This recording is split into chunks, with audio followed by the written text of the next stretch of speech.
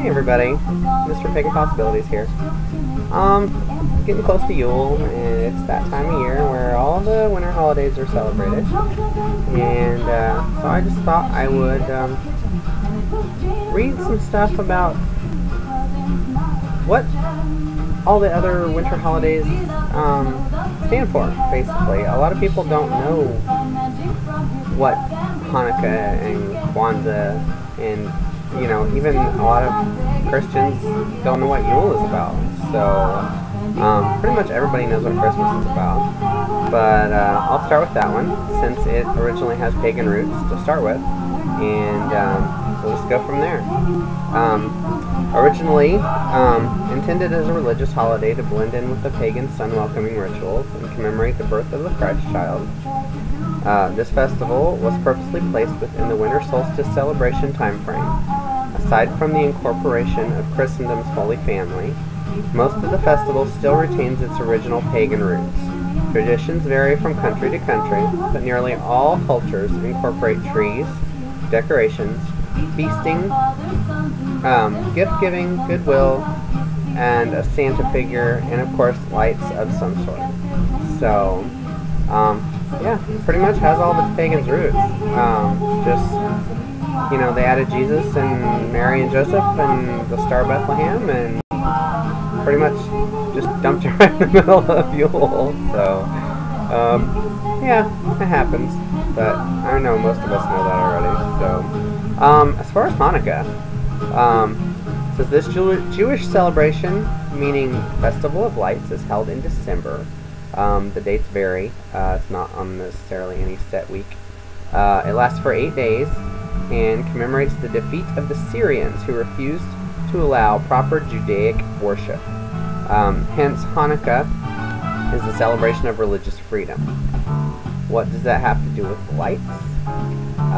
Well, it seems that after the Syrians had destroyed the Holy Temple, a group of religious freedom fighters known as the Maccabees decided they'd had enough. They took on the Syrians, overthrew them, then entered the temple ruins to rededicate it. There was only a little bit of oil left to light the menorah, the rabbi's lamp. It says, however, the lamp managed to burn brightly for 8 days, the time it took for another oil supply to arrive. So even though there was only enough for 1 day, it burned for 8. So they celebrate that miracle today.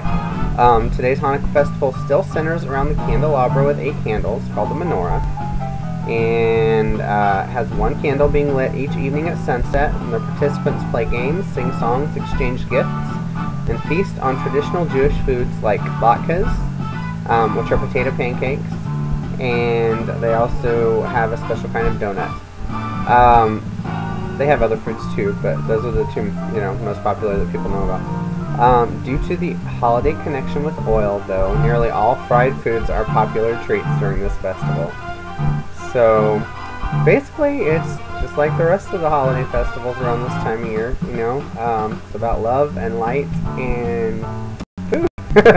So, this is one I didn't really know much about until I started reading. I'm actually getting a lot of this information from a book by Dorothy Morrison called Yule, A Celebration of Light and Warmth. I got this book a couple years ago, and I really like it. It's got a lot of historical facts and interesting information about Yule and pretty much all of the winter holidays and where they originated, clear back to Saturnalia, and, you know, when the first pagan festival was held to celebrate the sun 4,000 years ago. So, it's a really interesting book, and I would definitely recommend it. Let's see, Kwanzaa. It was founded in 1966, so it's a fairly new holiday, fairly new celebration. It says, founded in 1966 and celebrated on varying dates in December, this Afro-American festival of lights is fairly new to the winter holiday season. Kwanzaa is celebrated for 8 days, with each of the first 7 days taking the tone of a different principle to promote positive living. The principles are as follows: unity, self-determination, collective work and responsibility, cooperative economics, purpose, creativity, and faith.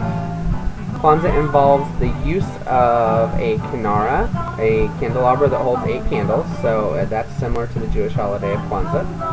It says one candle is lit each day to represent that day's principle. On the 8th day, a great feast is held. All the candles burn brightly, and the tone of the celebration turns to ancestor remembrance. So Kwanzaa is actually kind of like a combination of Yule and Samhain, because it's about lights and family and feasting, but they also excuse me, they also remember and honor their ancestors on that day. So that's kind of cool.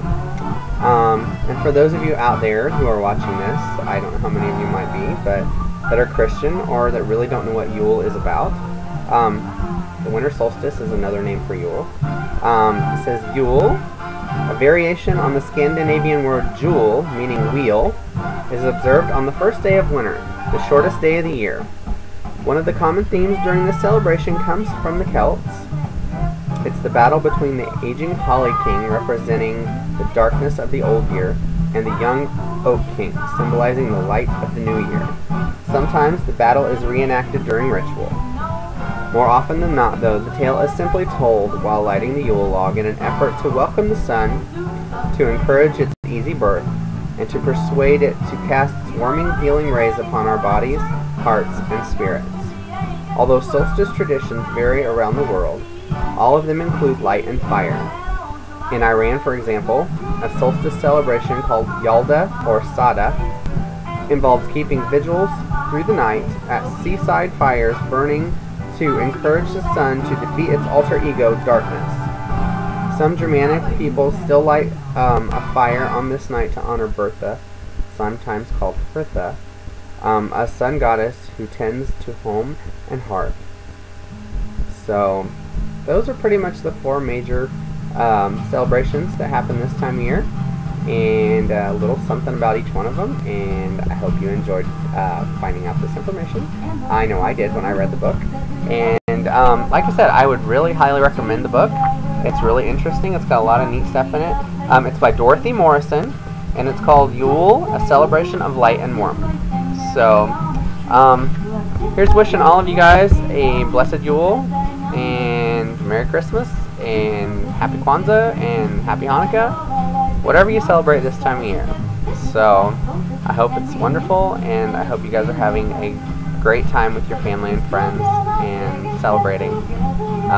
Celebrate the return of the light, because winter's long and we need the light to come back. So I will talk to you all later. Blessed be.